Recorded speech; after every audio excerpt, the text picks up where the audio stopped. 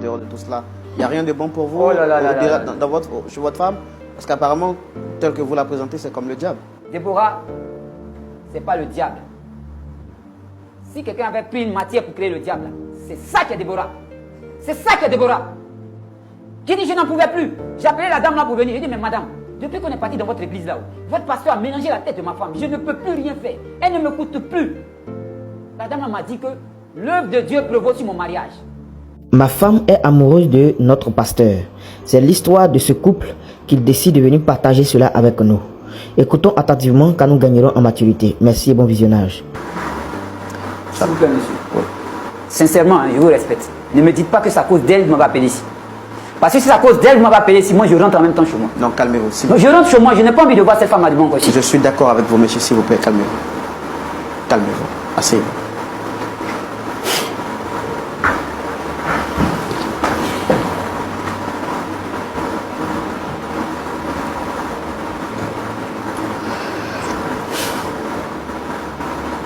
J'ai vu l'air avec lequel vous êtes entré ici, un visage fermé, une expression faciale vraiment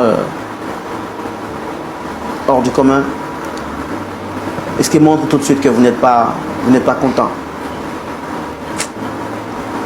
Déjà, je me présente, je suis Roland Sombo, présentateur de l'émission Pasteur Tchoumoui en face. Et vous êtes à l'émission Point d'accord qui a pour vocation d'aider à réconcilier les familles et les personnes. Est-ce qu'on peut se réconcilier avec ça? Est-ce qu'on peut se réconcilier avec une femme comme ça? Est-ce qu'on peut se réconcilier avec une femme comme ça? Moi, je ne la connais pas. Hein. Je ne sais pas pourquoi on m'a appelé ici. Pasteur! Je dis, faut pas m'énerver. Hein. Je ne te connais pas, je ne te connais pas. Je ne la connais pas. Je suis venu ici, vous m'avez dit de venir ici, là. C'est pour vous, je suis là. Si c'est à cause d'elle, moi, je m'en vais. C'est tout. Faut pas m'adresser la parole. Dites-moi en âme et conscience, de manière sincère, est-ce que vous la reconnaissez, oui ou non? Je ne la connais pas.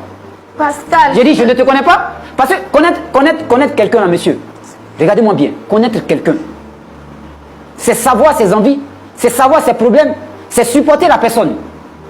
Vous pensez que quelqu'un que vous pensez être votre femme, avec qui vous vivez, qui ne vous écoute pas, qui ne vous considère pas, vous la connaissez?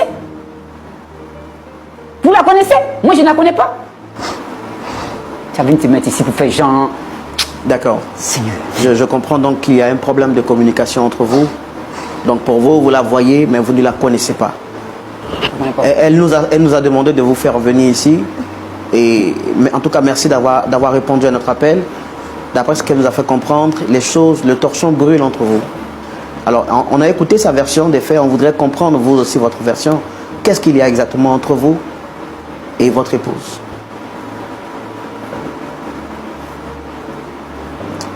Monsieur, j'ai connu cette femme quand on était encore jeune. On a commencé le primaire ensemble. On est arrivé au collège. Et lorsqu'on est arrivé à l'université, j'ai trouvé en cette femme quelque chose de bon. Elle était chrétienne, pieuse, une femme dévouée à l'église. Vous connaissez avec ce monde compliqué, avec tout ce qu'il y a autour de nous comme débauche.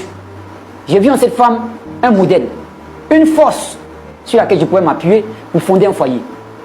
Je me suis approché d'elle. J'ai dit, Déborah, voilà que depuis toute notre enfance, on est ensemble. Nos parents se connaissent. Nous deux, on se connaît bien. Est-ce que ça te dirait d'être ma femme? Jusque-là, tout allait bien, monsieur. On s'est épousé. Je l'ai épousé. J'ai eu un travail. Et par la grâce de Dieu, j'ai eu une promotion qui nous a fait déplacer de l'intérieur à la ville. Donc nous avons déménagé, nous sommes venus dans la capitale.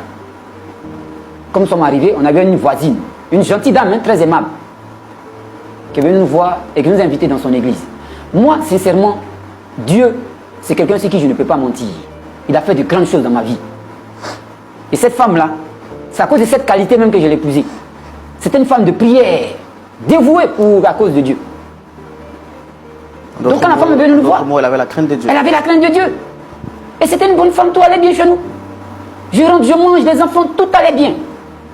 Un foyer parfait. Et ça se voyait dans mon travail. Je suis passé de promotion en promotion.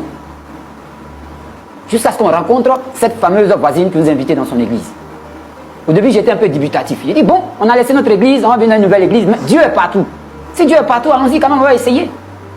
C'est comme ça qu'on est rentré dans l'église de la dame. Et on a rencontré le pasteur qui est là-bas. Ça a été le malheur, monsieur. Tout mon foyer a chamboulé du jour au lendemain. Ce pasteur-là, quand il est rentré dans notre vie, Voici Debo qui est là. Debo ne m'écoute plus. Ma femme m'a changé. Je quitte au travail. Je viens à 18 h. Je demande aux enfants où est votre mère. On dit elle est à l'église. Je l'appelle, Déborah, qu'est-ce qui se passe? Le pasteur m'a appelé. Le pasteur dit, il ne se sent pas bien. Je suis venu balayer sa maison. C'est comme ça que ça a commencé. Hein? Le lendemain, le pasteur me dit de venir faire à manger. Le pasteur dit qu'il y a une veillée de prière. Le pasteur dit de te dire. Le pasteur. Debo ne fait plus rien dans la maison. Debo ne s'occupe plus des enfants. Même moi-même ne me vois même plus. Nous sommes ici devant tout le monde, je ne peux pas dire certaines choses. Mais où je suis là, j'ai une maladie qui fait que je ne peux pas manger à une certaine heure. Au plus tard, à 18 h, il faut que j'ai fini de manger. Je quitte au travail. Je viens fatigué. Je retrouve mes enfants devant la porte. Et ça, ce n'est pas une fois, hein? C'est plusieurs fois. Les enfants quittent à l'école. Ils sont devant la porte. Déborah n'est pas à la maison. Déborah, tu es où? Non, papa pasteur dit de venir préparer pour lui.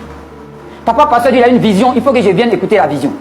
Je suis même obligé après le travail, prendre les enfants, les laver, faire la cuisine pour que les enfants mangent. Même le repas de la maison, c'est le pasteur qui décide. Vous pensez que je m'aime? Mais demandez-lui, elle est là. Ce qu'on doit manger à la maison, c'est le pasteur qui décide. Pourquoi on va manger ça? Non, le pasteur a dit que, le Seigneur dit que, parce que ça, c'est parce que... On va faire un programme aujourd'hui. Déborah, demain...